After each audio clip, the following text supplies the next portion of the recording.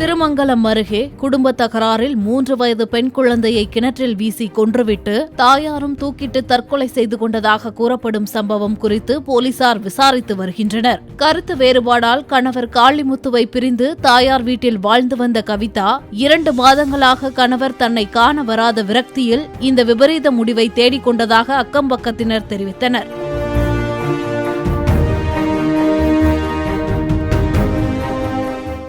Play store மற்றும் app ஸ்டோரில் இருந்து பாலிமர் செயலியை QR கோடு மூலம் பதிவிறக்கம் செய்யுங்கள்.